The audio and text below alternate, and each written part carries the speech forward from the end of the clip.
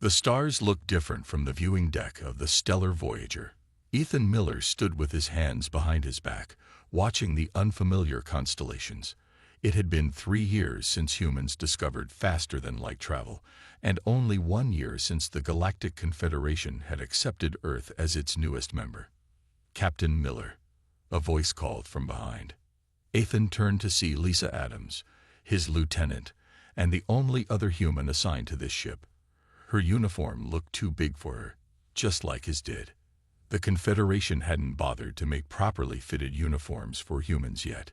"You should see their faces in the mess hall," Lisa said with a small smile. "The Dracarians were betting on how long you'd last before asking to be sent home." Ethan sighed. "Let them bet. We got our orders."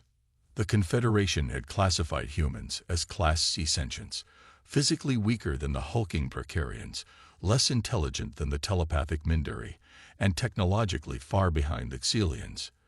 Humans were seen as just another bipedal species, unremarkable in every way. "The ship captain wants to see us," Lisa said. "Something about our duties." They walked through corridors designed for beings much taller than themselves. The ship hummed with technology humans had barely begun to understand. Crew members of various species moved aside as they passed, some looking down with curiosity, others with barely hidden dismissal. Captain Zorak of the Xelian Empire waited in the command center, standing nearly 7 feet tall with silvery skin that reflected the light. He looked down at the humans with 4 blinking eyes. "Ah, the Earth representatives," he said. His translator made his voice sound metallic. "We have assigned your roles. Lieutenant Adams, you will assist in maintenance level 3. Captain Miller, despite your military rank on Earth, you will serve as operations support in Sector 6. Ethan kept his face neutral. On Earth, he had commanded the U.S. Horizon, one of humanity's most advanced vessels. Here, he would essentially be a glorified assistant.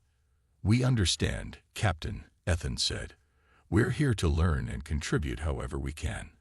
Zorak seemed surprised by the lack of protest. "Very well.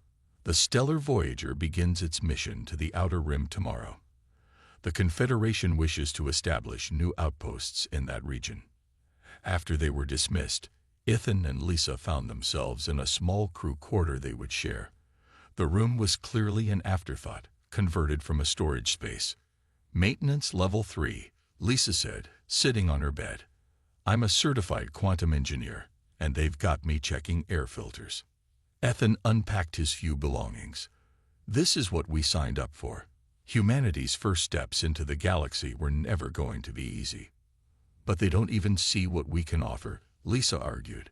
"Just because we can't lift as much as a Dracarian or process equations as fast as a Xelian doesn't mean we're useless." "We'll show them," Ethan said, "not with complaints, but with work.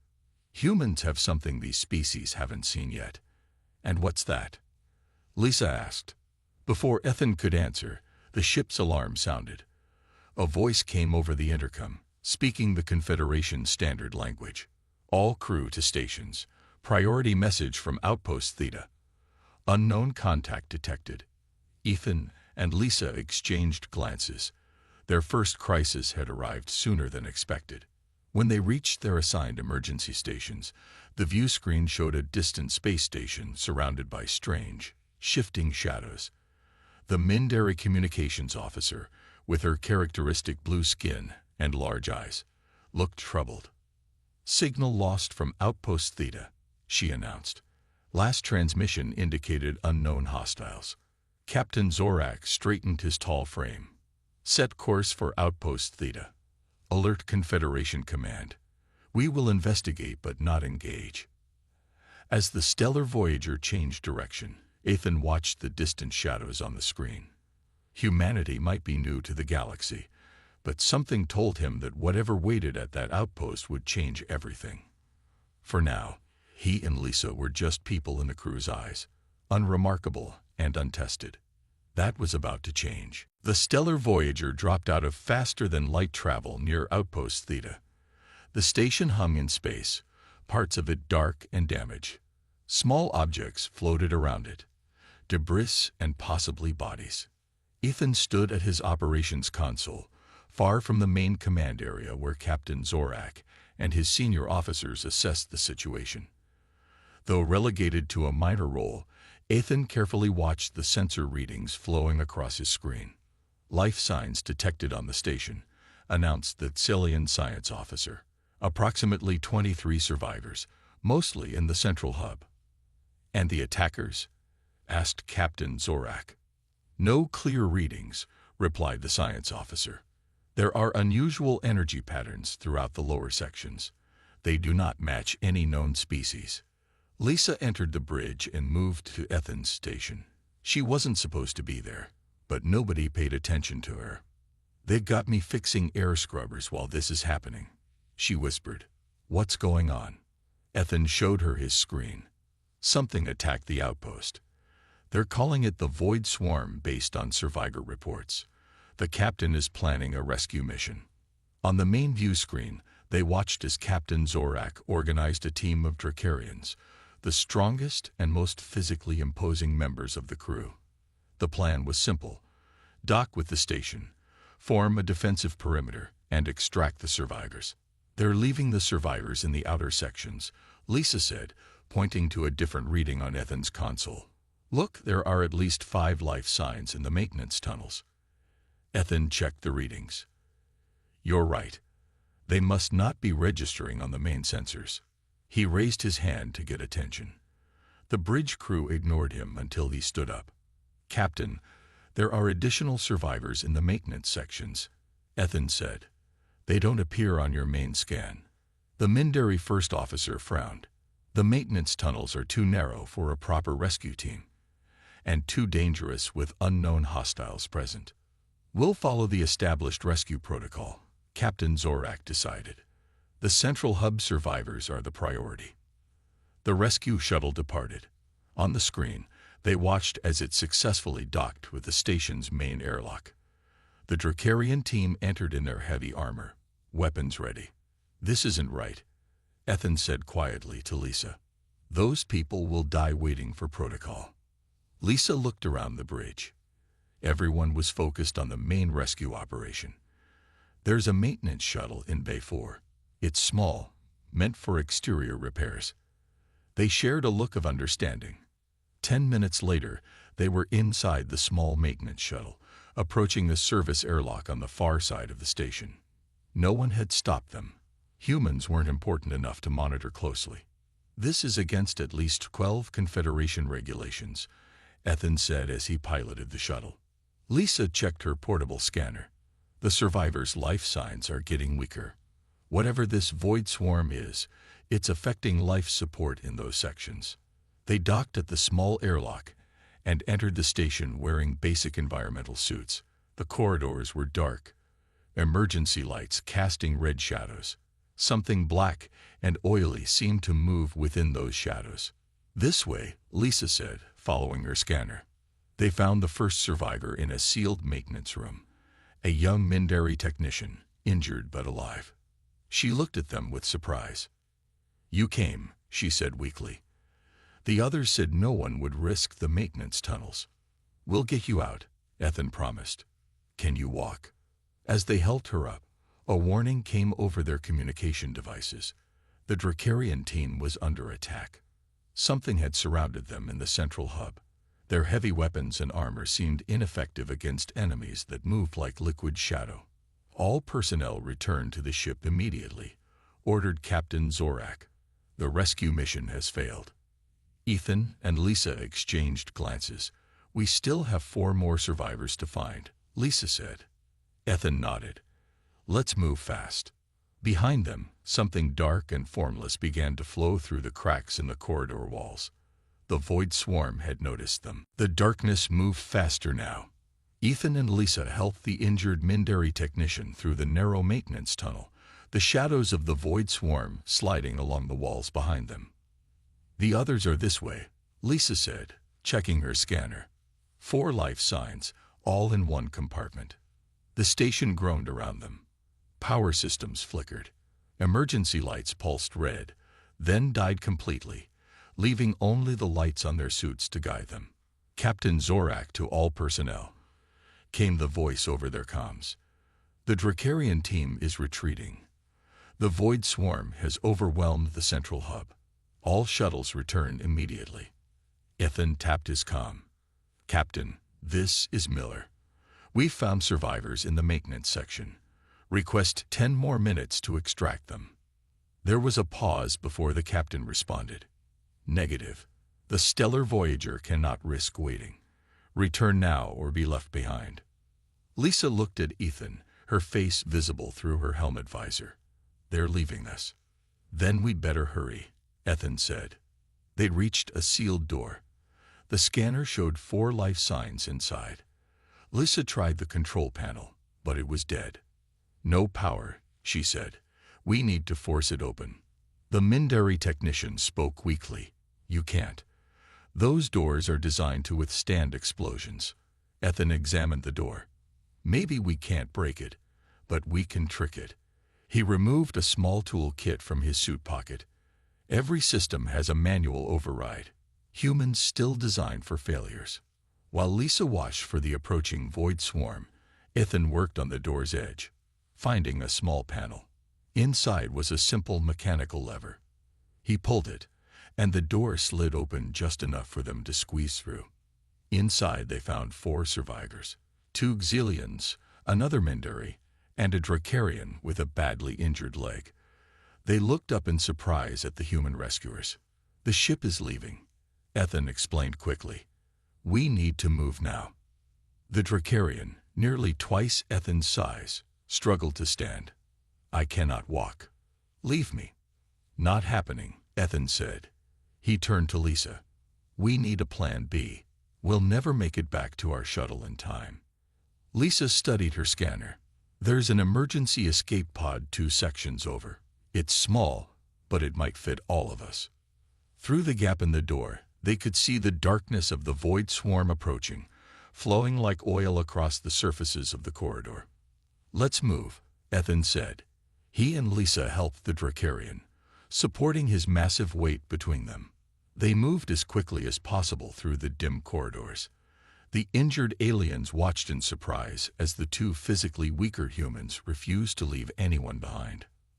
The pod is just ahead, Lisa said. The escape pod was designed for 2 Xilians at most. Fitting 7 people would be nearly impossible. We can't all fit, one of the Xilian survivors said. Watch us, Ethan replied. He began rearranging the interior, removing non-essential panels and equipment.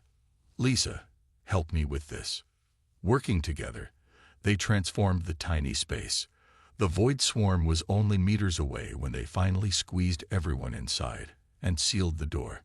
Lisa hit the launch controls. The pod shot away from the dying station, just as the darkness engulfed it completely. In the cramped pod, the aliens stared at the 2 humans who had saved them against all logic and protocol. Why did you come back for us? Asked the Drakarian. Your captain ordered retreat. Ethan checked the pod systems as they drifted through space, because that's what humans do. The emergency beacon activated, sending their location to the Stellar Voyager. On the tiny view screen, they could see the ship still in the area, despite the captain's threats to leave. They waited, Lisa said with relief. As the Stellar Voyager moved to retrieve them, the rescue aliens continued to watch the 2 humans with new interest. These weren't the weak, unremarkable beings they had dismissed. In the face of the unknown horror that had destroyed an entire outpost and defeated the mighty Drakarian warriors, it was the humans who had succeeded. The galaxy's perception was beginning to shift. The mood on the Stellar Voyager was tense. The ship moved away from the destroyed outpost at maximum speed, the darkness of the Void Swarm still visible on long-range scanners. Ethan and Lisa stood in the ship's medical bay, watching as the rescued survivors received treatment. Captain Zorak entered with his first officer, his 4 eyes narrowed with anger. You disobeyed direct orders, the captain said. You risked this ship and its crew. We saved 5 lives, Ethan replied calmly. Using unauthorized equipment, breaking quarantine protocols, and delaying our departure, the Mindari first officer listed their violations. Lisa stepped forward. With respect, sir, while the main team retreated, we completed the mission. The Dracarian they had rescued spoke from his medical bed. These humans showed courage that shamed our warriors. They found a way when we saw none. Captain Zorak's silver skin shimmered with irritation. The Confederation Council will be informed of this incident. For now, return to your duties. As they left the medical bay, Lisa whispered to Ethan, still just lowly humans, I guess. Over the next few days, news spread about the Void Swarm. 3 more outposts had gone silent. The Confederation fleet engaged the enemy but suffered heavy losses. Nothing seemed effective against the shadowy beings that absorbed energy weapons and flowed around physical attacks. Ethan spent his off-duty hours studying the sensor data from the outpost attack. Lisa joined him in their small quarters, bringing food. You should eat, she said, placing a tray beside him. Ethan pointed to his screen. Look at this. The swarm reacts differently to different energy signatures. It avoids certain frequencies. Like what? Like the frequency our soup lights were using, Ethan said. They followed us but kept their distance. Lisa sat down. So they have weaknesses. Have you told the captain? I tried. He said the Confederation scientists are handling the analysis. A message came over the ship's communication system. All crew were to report to the main hall for an announcement. In the crowded hall, Captain Zorak stood with a holographic image of a Confederation admiral displayed beside him. The Void Swarm threat has escalated, the captain announced. The Confederation has ordered all ships to rendezvous at Deep Space Station 12 for a coordinated response. The admiral's hologram spoke next. This enemy is unlike any we have faced. Conventional tactics have failed. The Council has authorized extreme measures. Ethan listened carefully. Nothing in the plan addressed the weakness he had discovered. After the meeting, he approached the captain. Sir, I've analyzed the sensor data from the outpost. The swarm shows sensitivity to certain light frequencies. The Tsilian science officer scoffed. Our analysis shows no such weakness. With respect, Ethan persisted. The evidence is in the data. My report has been noted, Captain Zorak interrupted. The Confederation has the best scientists working on this problem. Your maintenance duties require attention, Miller. Later, in a quiet corner of the mess hall, Ethan and Lisa met with the survivors they had rescued. The group had formed an unusual bond. They won't listen, Ethan said in frustration. The Mindari technician, Nira, touched her temple. I sensed something while we were on that station. The swarm isn't just physical. It has a consciousness. It feels hungry. A hive mind, Lisa suggested.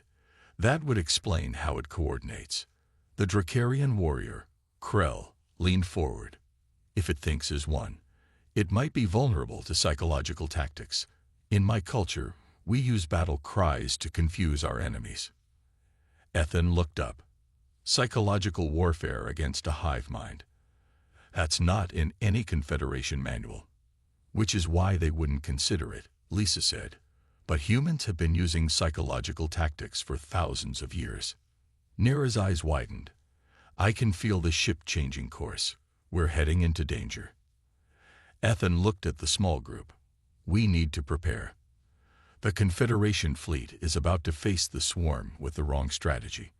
When they fail, we need to be ready with an alternative. For the first time, the aliens looked to the humans for leadership.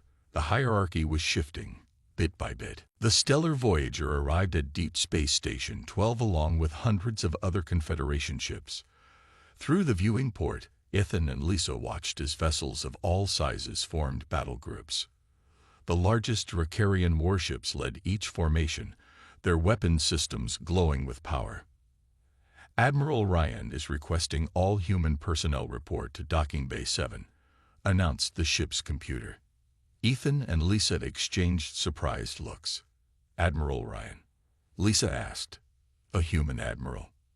They made their way to the docking bay, where they found 30 humans gathered. Every human stationed in this sector of space A woman in a Confederation uniform with admiral insignia stood before them. Her gray hair was cut short, and her eyes showed years of experience. "I'm Admiral Susan Ryan," she said. "Until 3 days ago, I was a consultant with no real authority. Now I've been promoted because the Confederation is desperate."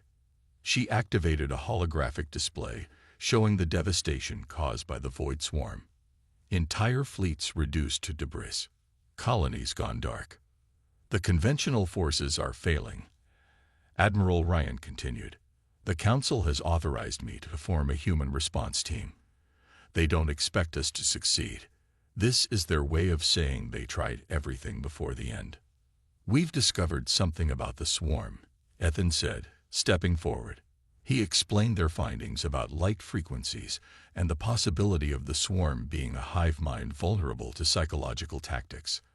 Admiral Ryan nodded. "My team came to similar conclusions. Now we need to act on them." She outlined her plan. While the main Confederation fleet engaged the Void Swarm directly, a smaller group led by humans would target what they believed was the central intelligence of the hive mind. "This is Commander Frank Ellis," Ryan said, introducing a man beside her. "He'll lead the strike team. Miller, Adams, you'll join him. Your experience with the swarm is valuable." Lisa raised her hand. "What about our non-human allies? The survivors we rescued have insights too." Ryan smiled. "Bring them. This mission needs everyone willing to think differently." They returned to the stellar Voyager to gather their team. Captain Zorak stood in their way. "You are still under my command," he said. "I have not authorized this transfer."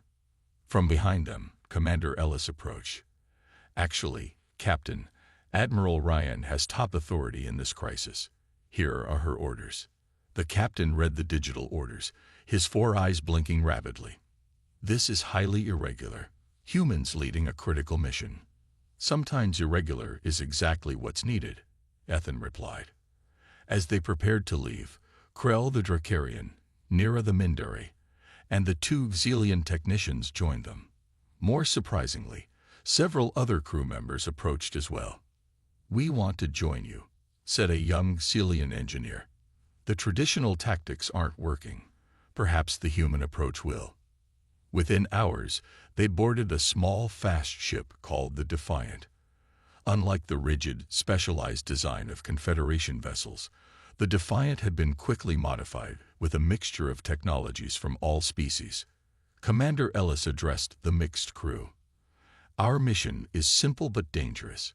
While the main fleet distracts the swarm, we'll penetrate to its center and disrupt its hive mind." "How?" asked one of the Xelians. Lisa stepped forward with a device she and Ethan had built. This transmitter generates random patterns of the frequencies the swarm avoids, combined with chaotic sound patterns based on human music.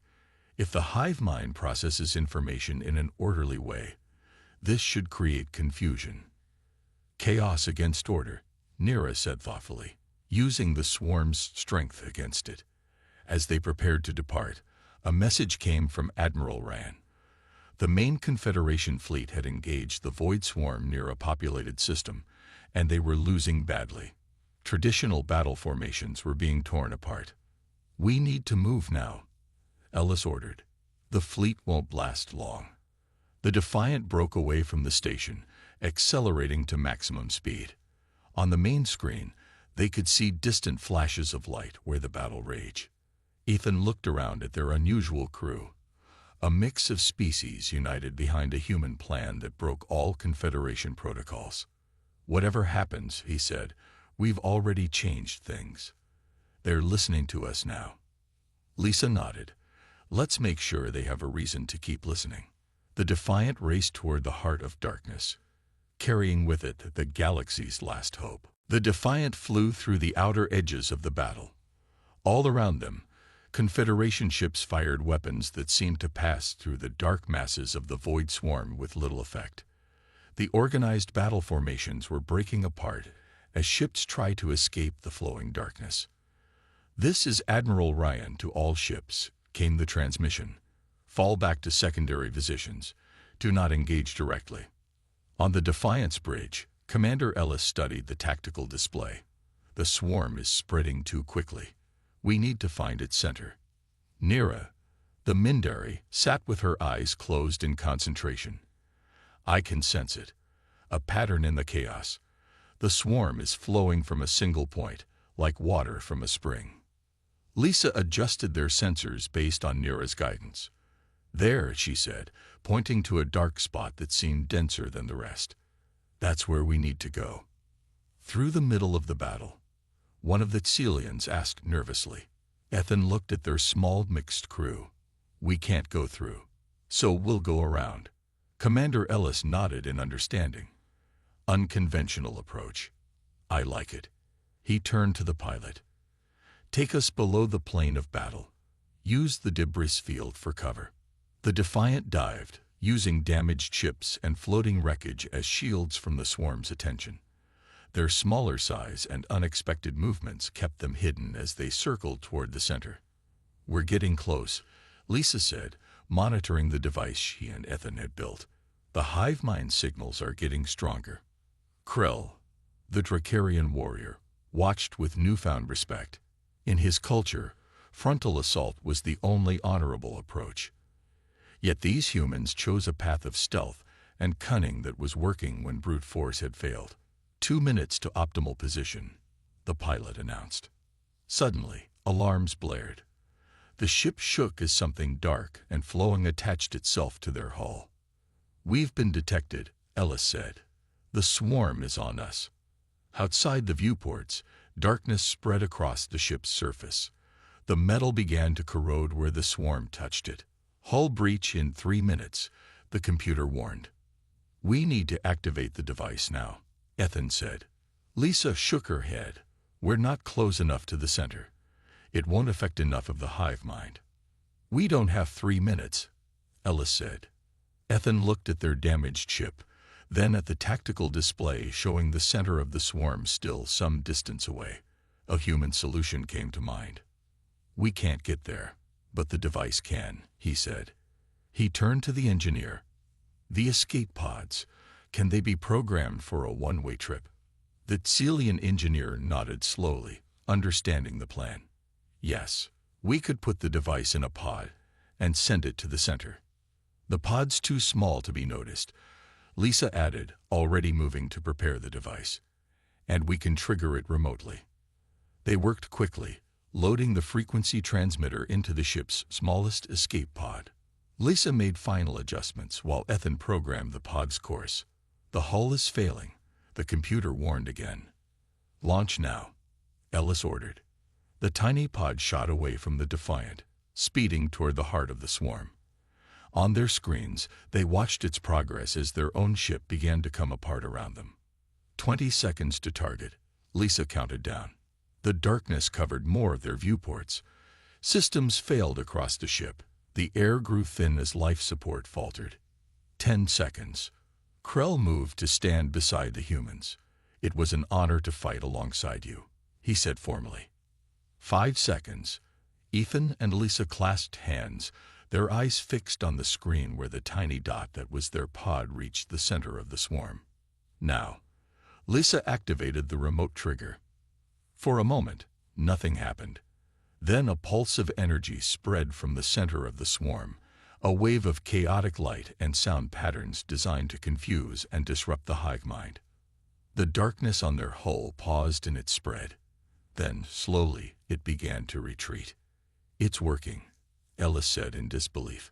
Across the battlefield, the swarm's coordinated attacks faltered.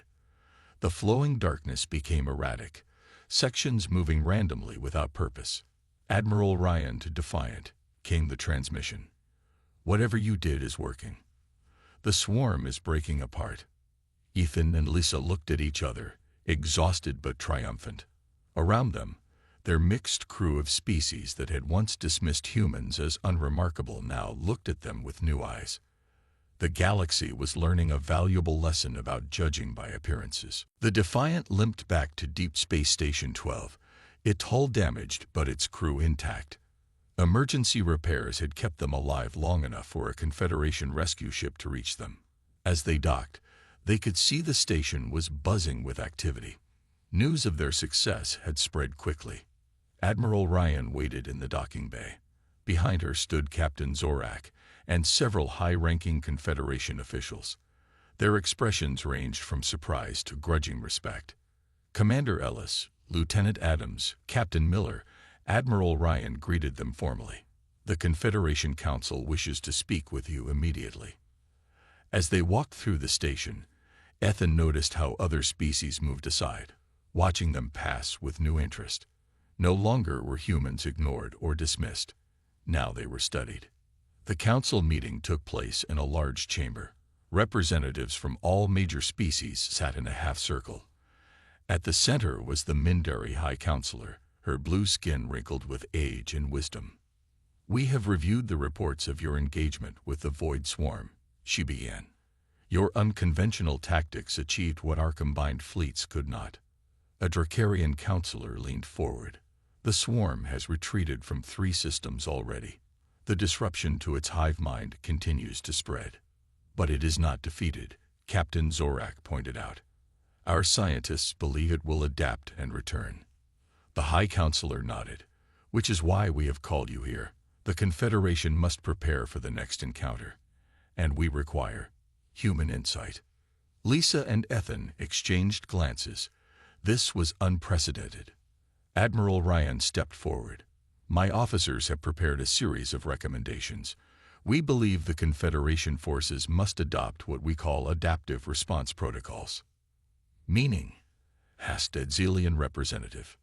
"Meaning no fixed formations," Commander Ellis explained. "No standard procedures that the Swarm can learn and counter. Each ship, each fleet must be empowered to respond creatively to changing situations." Several council members shifted uncomfortably. The idea went against thousands of years of military doctrine. "You ask us to embrace chaos," the Drakarian counselor said. "We ask you to embrace adaptability," Ethan corrected. "Humans have faced countless challenges on our world. We survived not because we were the strongest or fastest, but because we could change and adapt." Lisa added, "The Void Swarm is unlike anything in your records because it evolves. To fight it, we must evolve faster." A murmur spread through the council. The High Counselor raised her hand for silence. "What you propose is a fundamental shift in how the Confederation operates," she said, "but the evidence of your success cannot be ignored."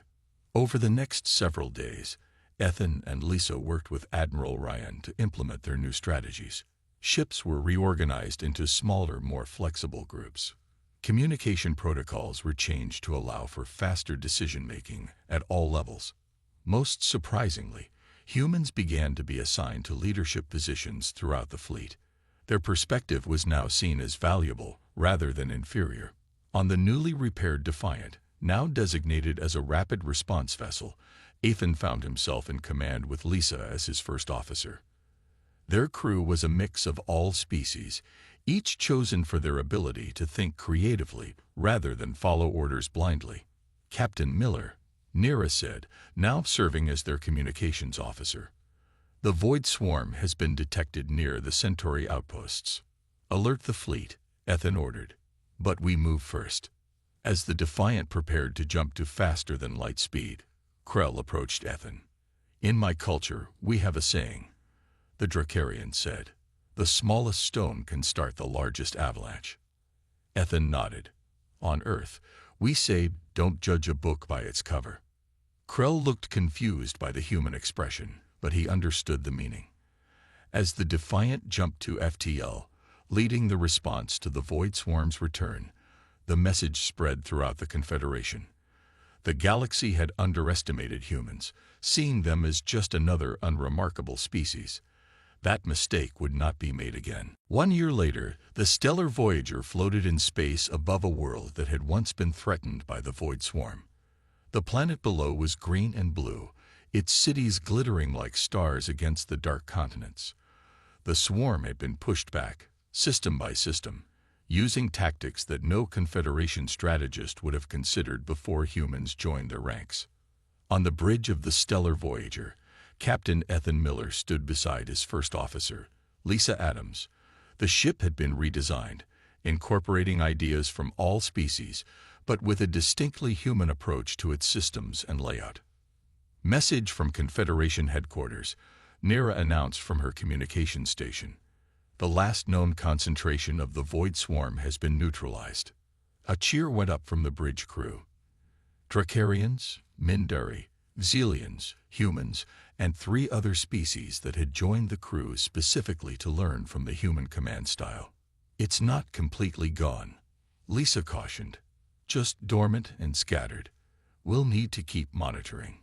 Always prepared for the unexpected, Krell said with a rumbling laugh. The Dracarian had become Ethan's chief of security and a strong believer in human adaptability. Captain Zorak entered the bridge. His role had changed too. Now he served as an advisor and diplomat rather than a commander. The experience with the Void Swarm had changed him, as it had changed the entire Confederation. The Council has summoned us, Zorak announced. A new situation requires attention. The stellar Voyager changed course, heading for the massive space station that served as Confederation headquarters. As they traveled, Ethan reflected on how much had changed. Human ships now flew alongside the greatest vessels of the galaxy. Human voices were heard in the highest councils. Human strategies formed the backbone of the new Confederation defense protocols. When they arrived, the council chamber was already filled with representatives from dozens of worlds. Admiral Ryan, now the head of the Joint Fleet, nodded to Ethan and Lisa as they entered. The High Counselor stepped to the center of the chamber. "We face a new challenge," she announced. "A species from beyond our known space has made contact. They call themselves the Arcturians." A hologram appeared, showing a crystalline ship of alien design. It was beautiful but strange, unlike anything in Confederation records. "Their technology is advanced," the Xelian Science Counselor reported. "Their biology is unknown to us. Their intentions, unclear." The Dracarian Military Counselor growled, "We should prepare our fleets, show our strength." "No," said the High Counselor firmly. "We will not repeat old mistakes." She turned to Ethan and Lisa. "Captain Miller, Lieutenant Adams, the Council requests your insights." Ethan studied the hologram. A year ago, he would never have imagined being asked to advise the highest powers in the galaxy. Now it seemed natural. "We should approach with caution but openness," he suggested. "Bring together a contact team with members from all species, including humans." Lisa added, "Show them our diversity is our strength, that we value different perspectives." The council members nodded in agreement. The lessons learned from the Void Swarm crisis had changed how the Confederation viewed cooperation and differences. As the meeting concluded, Admiral Ryan approached Ethan and Lisa. "The Stellar Voyager will lead the contact mission," she told them. "Your crew represents everything the Confederation has become." That evening, Ethan stood at the viewport of his quarters, looking out at the stars. Lisa joined him, her reflection appearing beside his in the glass. "Remember when we first came aboard the old Stellar Voyager?" she asked.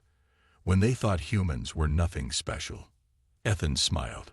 "Now they send us to meet new species and face new challenges." "Because they finally understand what makes humans different," Lisa said. "Not our strength or our technology, but our adaptability," Ethan finished. "Our willingness to try the unexpected." Beyond the viewport, the stars seemed to shine brighter than before. The galaxy had changed, and humanity had found its place among the stars not as conquerors or as servants, but as innovators and bridges between different ways of thinking. The galaxy had seen them as just people. Now they knew better.